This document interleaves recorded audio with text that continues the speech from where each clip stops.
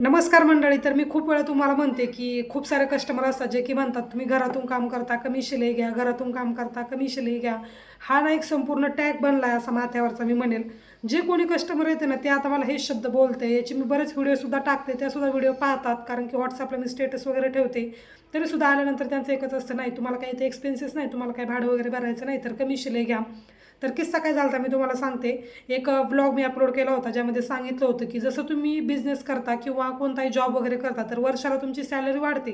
तसंच मग शिवणकाम करून आता जिथे कुठे मी राहायला आले तिथे मला 1 वर्ष झाले, तर मी सुद्धा म्हटलं की चला सुरुवातीपासून मी कमी घेत होते, त्यामुळे म्हटलं की त्यामध्ये आता 30-50 काहीतरी वाढूयात, म्हणजेच मला सुद्धा फायदा होईल त्याचा. तर ह्या विचाराने मी गुढीपाडव्यापासून शिलाई वाढवली. पण स्टेटस वगैरे काही ठेवलेलं नव्हतं, कारण की मला माहीत होतं सर्वजण माझे व्हिडिओ पाहतात आणि त्यामधून त्यांना कळेल. तर काल ना एक कस्टमर आला आणि त्यांनी परत मला हेच वाक्य म्हटले की तुम्ही घरातून काम करता, कमी घ्यायला पाहिजे. मी पहिल्यांदाच तुमच्याकडे आले. अरे तुम्ही पहिल्यांदा या, दुसऱ्यांदा या, मला काय फरक पडणार आहे? मला जे काही कष्ट घ्यायचे ते तर मला घ्यावेच लागणार आहे ना. तर ते असं म्हटल्यानंतर मी त्यांना म्हटलं, नाही, गुढीपाडव्यापासून मी चार्जेस वाढवलेत. जर माझं एखादा जुनं कस्टमर असेल, त्यांचं नियमित माझ्याकडे शिवायला असेल, तर मी त्यांचं थोडंफार कमी घेईल. पण तुम्ही पहिल्यांदाच आले आणि त्यात पण तुमची एवढी किरकिर किटकिट, मग शिवल्यानंतर जर तुम्हाला थोडं काही वर खाली झालं तर तुम्ही सहन करणार आहे का? नाही.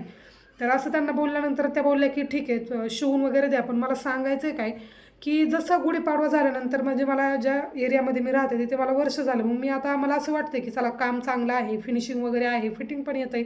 मग मी थोडंफार चार्जेस वाढवल्याने काय फरक पडतो? 30 ते 50 रुपये वाढवल्यानंतर मला सुद्धा फायदा झाला पाहिजे, कारण की मुलांना घराला पाहून मला हे सर्व काम करावं लागते. पण माहीत नाही का, असं घरातून काम करणाऱ्या बायकांना किंवा इतर कोणी जर लेडीज असेल तर त्यांना बायका इतकं का बोलतात?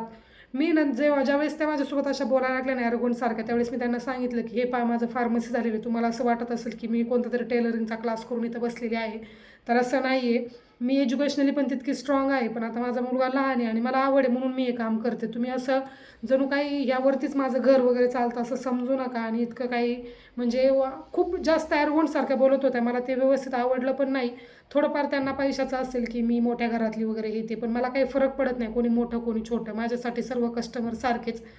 तर काय होतं, ज्यांच्याकडे खूप सारा आहे ना त्यांच्या हातातून सुटत नाही, आणि ज्यांच्याकडे कमी आहे ना ते भरभरून देतात, आणि स्वामीसुद्धा त्यांना त्यांच्या आशीर्वादाने चांगलंच देतात. हेच मला सांगायचं आहे. तर गुढीपाडव्याची मी पण एक नवीन सुरुवात केलेली आहे की शिलाई चार्जेस आपले जे काय आहे ते फिक्स घ्यायचे. कोणी बार्गेनिंग वगैरे केलं तर तुम्हाला जिथे कमी देतात ना तिथून तुम्ही शिवून घ्या. मी हे वाक्य वापरते आणि रीलमध्ये सुद्धा मी एका सांगितलं होतं, हेच वाक्य मी वापरते आता. आणि कस्टमरला चार्जेस वगैरे वाढवले तरी कोणालाही फरक पडत नाही. ज्याला काम आवडतं ते डेफिनेटली तुमच्याकडेच येतात.